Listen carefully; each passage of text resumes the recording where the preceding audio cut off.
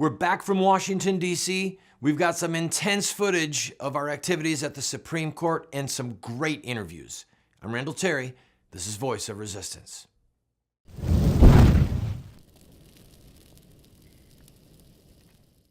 Welcome to the program, friend.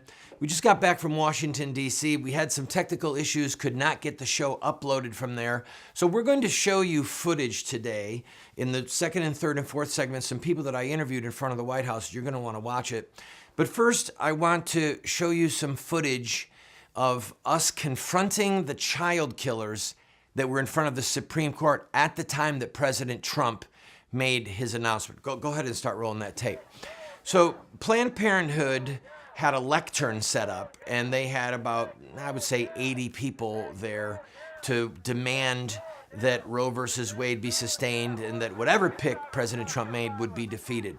But I want you to see their vitriol, their hatred. They were vile. It was something that I've seen many times, but I know that a lot of you have not seen it, or most of you probably have not experienced it. And it is the howl of evil for blood. They can say my body, my right to choose, but at the end of the day, this is about child killing. Now, I was able to sneak in to their area through a little gap by the media and just prophesy to them. So you can see me with talking to them, and I'm saying to them, you have blood on your hands. You have blood on your hands. Abortion is murder. And warning them that they're going to have to face God, that they're going to give an account to God for what they've done. I had one simple mission by going to Washington, D.C. And that mission was to ensure that the pro-abortion people did not get the entire playing field to themselves in the media. I wanted to have a prophetic voice for the babies in the media. So my presence inside of that little circle, pictures were shown in the New York Times and in other news outlets across the country. I got phone calls, texts from people that they saw me on Fox News. That was the mission, to be a voice to say that abortion is murder. And there's some people that feel uncomfortable with this level of confrontation, but I want you to think in the scriptures of people like Elijah, Jeremiah, Ezekiel, where there was intense confrontation. But the word of the Lord was spoken. And you don't have to be a prophet to prophesy. You don't have to be a prophet to say abortion is murder. Thou shalt not kill. And that's what we did. There was about 12 of us there. And when they started their press conference, pandemonium broke out because the leader of the press conference said it got really quiet. And she said, "What did we learn today?" And then about a dozen of us with two bullhorns started yelling, "Abortion is murder." We learned that abortion is murder. Overturn Roe. Abortion is murder. Overturn Roe. We just kept saying it over and over. And you can see and hear the pandemonium coming from them. All of that footage was ruined. They could not use the footage of their press conference because by us yelling at them and all of their baby-killing advocates yelling back at us, that pandemonium made their news footage unusable, and that was my secondary goal, to rain on their parade. No one has the right to kill a baby. And if your life was about to be snuffed out, if it was you that was in danger, you'd want someone screaming their lungs out for you. And that's what we did for the babies. I'll be right back with an interview with Missy Smith. Thank you for your prayers, by the way.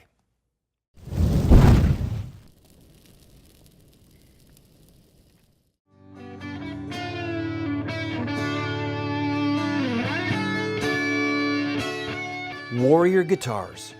Without question, the best guitar I've ever played, heard, or seen is a Warrior.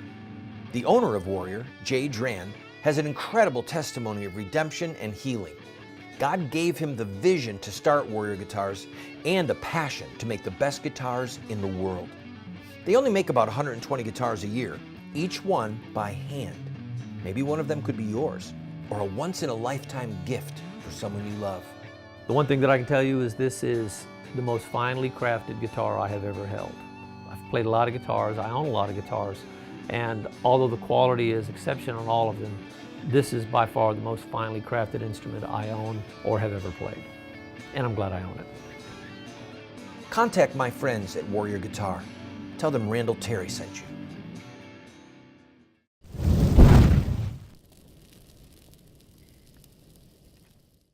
Before President Trump made his pick, I was at the White House and I interviewed Missy Smith, who is a post-abortive woman and who ran for Congress in 2010. We're going to show the two commercials that she aired, and I want you to know that they're pretty intense, but her testimony is incredible and she offers the grace and the mercy of Jesus Christ to all post-abortive people. Welcome back, ladies and gentlemen. This is a bit of a homecoming for me, my vice presidential candidate. For those of you who remember back in 2012, when I ran for president against Obama in the Democratic primary and then in the general, Missy Smith was my running mate. She was a VP candidate. It's good to see you. Great to see you, Randall. We're going to show, Missy has been a lifelong advocate of ending child killing. Actually, not quite lifelong. She's going to tell her story in a minute. But I want to run the commercial that she did in 2010. Who were you running against? Eleanor Holmes Norton, our congresswoman here, shadow congresswoman. All right. Go ahead and run that 30-second ad so that people can see. And by the way, before you run this, I got to tell you, we ran this commercial during David Letterman. Yes. Where anyone else? Saturday Night Live, Oprah Winfrey, you name it. We picked everything, and we actually focused. 3:30 in the afternoon was another focus so that we could get young teenage, young kids from school that could hear and actually see the victims of abortion. And it was really outrageous. It was powerful. We created a firestorm, as you can imagine. Go ahead, roll the commercial. I killed 2 of my babies by abortion. I was told, it's not a baby. They lied to me. They exploited me. Then I learned the truth, and I've suffered for years. And believe me, I am angry. My heart has been ripped out. Obama, Pelosi, Reed, Norton, they all support the murder of babies and the abuse of women by abortion. It's time to make child killing illegal again. I'm Missy Smith, and I approve this message. At 21 days, a baby's heart begins to beat. At 6 weeks, brain waves are present. At 8 weeks, she sucks her thumb. At 12 weeks, all vital organs are present and working.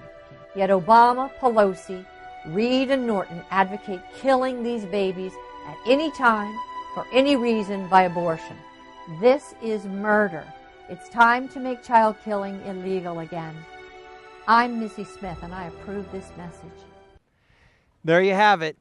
Powerful, powerful testimony. And I'd like you to take a moment to talk about your testimony for the sake of women, and you can look right into the camera and talk to them. There are almost 50% of adult women have aborted at least one baby, and that number holds true for all religious backgrounds. Is that correct? Correct.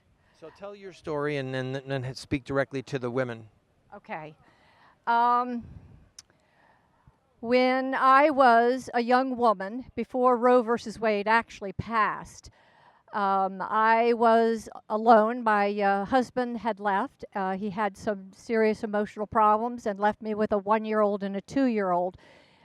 Within about 2 years, I met a man who fell in love with me, and probably as importantly as loving me, he adored my children and wanted to marry me and said that we were going to get married. Well, I became pregnant, and he, who had never been married before and was from a very exclusive upper class social register, became fearful and forced me into having an abortion.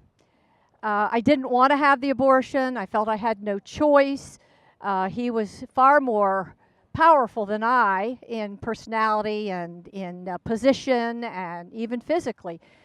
And I had nothing more than a job that gave me $100 a week, and rent was $105 a month rather, and I was vulnerable, and I had an abortion. It was at Washington Hospital Center. It was 1970, so Roe versus Wade had not been passed. No one spoke to me. I was dropped off. The abortion took place. No one said a word. I was picked up, dropped off at my apartment, and then I started the process of feeling as though I had been at the bottom of a black pit and I couldn't get out. It lasted for a long, long time. I had terrible depression. I had destructive behavior. It was a long, long time, a long journey before I actually faced the reality that abortion was murder. It happened when my 19-year-old son had a massive heart attack and died very suddenly. At that point in time, I was shaken and shocked, as everybody in our family was. No one thought that our son would die instantly as he did. But it catapulted me into a spiritual journey where I went and really re-examined my Catholic roots and what my faith was all about, and made a general confession, and immediately became pro-life. As the time went on, I got involved in becoming a pro-life activist, and of course fetology took place, and then I found out about the trafficking of baby body parts, which is a multi-billion-dollar industry, and was horrified. Missy, I've got to take a break. Friends, I'll be right back. I want Missy to speak directly to those of you who have participated in the abortion of your own child, whether you're a man or a woman. Missy.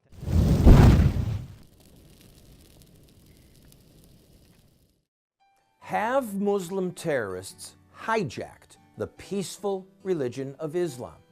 Or is there more to the story?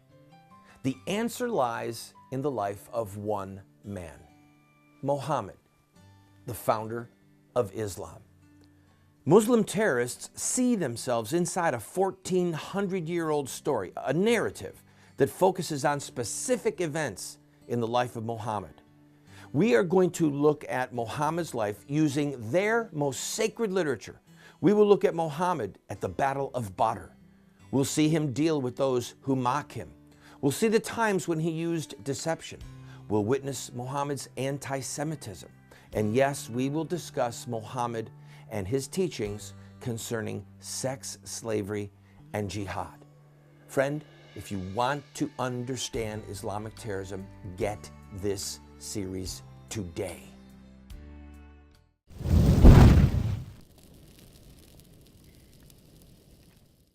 Welcome back, friends. I am standing with my good friend, Missy Smith, who was also my vice presidential candidate when I ran for president in 2012. She is a fierce pro-life warrior and leader in her own right, long before she knew me. And she's telling her journey as a post-abortive woman who is now publicly talking about the fact that she had one of her own children killed. And Missy, I want you to, if you would, talk directly to the women who are watching, who maybe have never come to grips with it or have never felt the freedom or the forgiveness that they so desperately might want. Thank you, Randall. This is a wonderful opportunity, and I thank you for that. My own journey started when I had a forced abortion, and it was before actually Roe versus Wade. Right here in Washington, D.C. at the Washington Hospital Center, they were performing abortions before it was legal. And I have to tell you, just after the abortion, there was the most horrible depression that I have ever felt in my life. It was completely, my life was dark. I was into destructive behavior. I was at the pit of a hell, and I didn't know how to get out. I'd never felt that way before. And it was as though something had died within me, which was actually true. It was before fetology, so I didn't actually grasp that there was arms and legs, that this little baby that had been sucked out of me in the first trimester was a real live human being, until many years later, when the trafficking of baby body parts came to light through the media. But in the meantime, what happened to me happens to probably most of the post-abortive women out there, and even post-abortive persons, men, that actually have been through this. In some way they have assisted, paid for, coerced, forced, encouraged, driven, whatever it is. But what happened was is a natural thing. You either face the reality of the sin and the immorality of it, that it was a life that you snuffed out, or you go into denial. And then you become defensive and angry. And that's what we see on the sidewalks and in the streets when we're sidewalk counseling. We see people who are angry and aggressive. And it's really a good guess that in some way they were involved in an abortion. And abortion is murder, and there's no getting around it. 98% of the couples that have an abortion, their relationship ultimately breaks up. So what I want to say is that there is forgiveness and healing out there. There are many, many organizations that have focused on post-abortion healing as Rachel's Vineyard. God is waiting. He's waiting to forgive you. He's an all-merciful God. Divine mercy is waiting for all of us. All we have to do is humble ourselves and ask God's forgiveness, and He forgives us. What do you say to the woman who's watching, who is a Christian, and she has asked God to forgive her, but she can't get over it? She can't forgive herself. Well, that was Judas's problem. And if God can forgive us, if the Almighty can forgive us, we must forgive ourselves. We will never forget. That's true. We will not forget the child that we lost. But we can go on, we can put ourselves into helping other women, whether it's sidewalk counseling or working in a pregnancy center. We can bring down this scourge of abortion in America. It can happen. Missy, I appreciate it. Why did you show those TV ads? Because there's people who think that we're crazy for doing that. Well, I did it because I believe, as we all do, that these are the victims of abortion. And even within the pro-life movement, there is a division. But until America sees the victims of abortion, the actual broken bodies, it'll never end. So I showed them. Satan was there. I had to get an answering service to answer my phone. The vitriol and the vulgarity was enormous, but I knew that I was right, because as this man said, if you're not getting any flack, you're not over the target.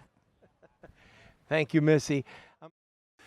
Friend, I'll be right back. I'm going to interview Chris Slattery, who is on the front lines in New York City. Don't go away.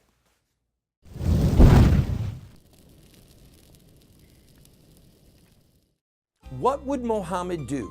Islamic Terrorism Explained is the best movie series documentary ever produced on the life of Muhammad and Islam. How do I know? Because it's what critics are saying. John Moore, radio host and author, said, "I learned more from What Would Mohammed Do about Islam and Islamic terrorism than I've learned from everything I ever read and watched in my entire life." Best-selling author Dr. Bill Warner said, "What Would Mohammed Do is the best movie series, TV production on the life of Muhammad and Islamic terrorism that has ever been produced." Friends, this is what the experts are saying. No one has ever done what we've done. I encourage you to get 1, 2, 4 copies. Call 304-289-3700. That's 304-289-3700, or order it at the address or the website that you see on the screen. Friend, we have a series that will help you and those you love to have an impact on this country. It's called Insurrecta Nex. That's Latin for revolution against the killing of innocent people. This is the history, the philosophy, and the theology of social revolution in America. We look at the Stamp Act, the Boston Tea Party, the abolition of slavery, the abolition of child labor, women's voting rights, the civil rights movement. All of them have this in common: courage, sacrifice, dedication, and in-your-face tactics and rhetoric. That's one of the reasons that we've been losing the culture wars the last 40 years, is because the bad guys are using these tactics and we aren't. We will send you this 14-part TV series along with these manuals for students, a teacher's facilitator guide for only $40. Go to 304-289-3700, 304-289-3700.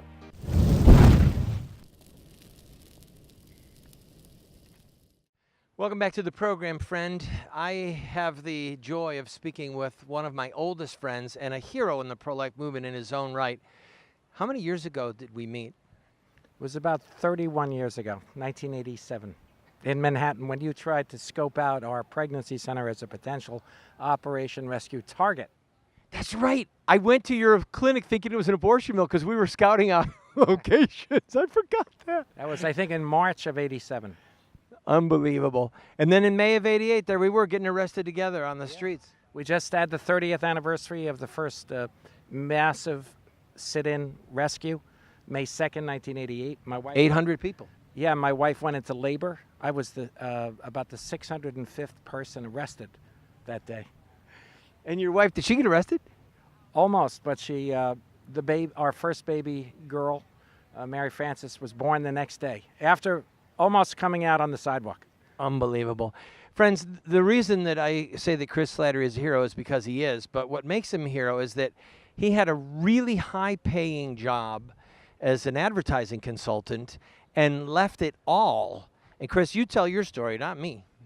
Well, basically, when I discovered as a young advertising executive that New York City was the abortion capital of the Western world, and in those years we had 110,000 babies aborted annually in New York City, and there was almost nothing being done, I was just scandalized into action. I was appalled that there was so little action going on.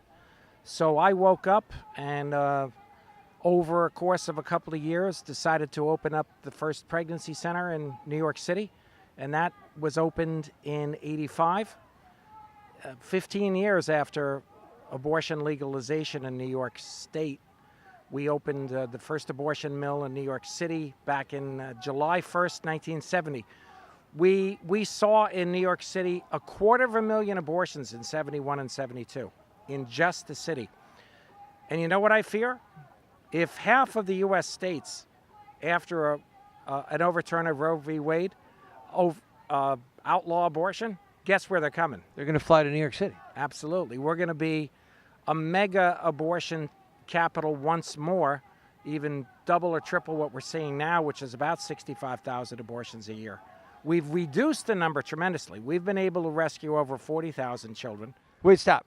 Through your pregnancy centers and through Yes. sidewalk counseling. Yes. Talk about that. How many centers are you running right now? Well, we had to scale back from about a dozen to 3 because of all the regulations New York City put on us. But we're operating... They hate you. Yeah, I've been under the gun of 3 attorney generals, New York City laws written just to put us out of business, and we've stayed alive. We have God's grace, I guess, and I hope he's on our side. I'm pretty sure he is. I know he's not on the baby killer side. I'm confident of that. Yes, he hasn't actually come down and spoken to me, but I feel I could God's- prophesy to you if you Yeah, want. could you? All right. I believe God is with us, and He is responsible for all the victories we get. I want you to give out your phone number and address. For those of you who want to support Chris's work financially, I urge you to do so. How much does it take to run 3 pregnancy centers in New York City?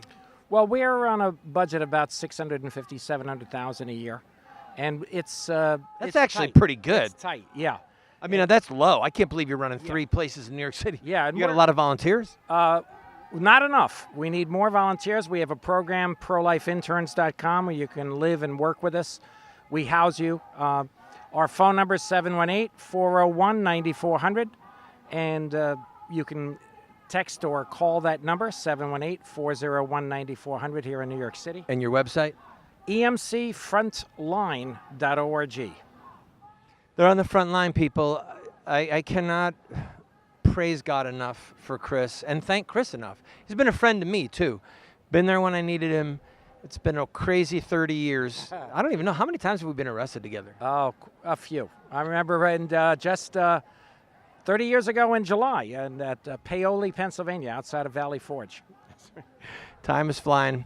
We're both getting better looking. I've got to take a break, ladies and gentlemen. More gray hair. I dye it gray. My dark hair is really, really light, like a blonde, light Sure, brown. Sure. I've got to take a break. Chris Slattery, Frontline Pregnancy Centers in New York City, a hero to the pro-life movement, has saved 40,000 babies. pray for him, support him if you can. I hope you've enjoyed this program. Let's pray, let's hope that Brett Kavanaugh, if he gets confirmed, does not turn out like the man that he clerked for, Justice Kennedy. I'll be back soon. God bless you.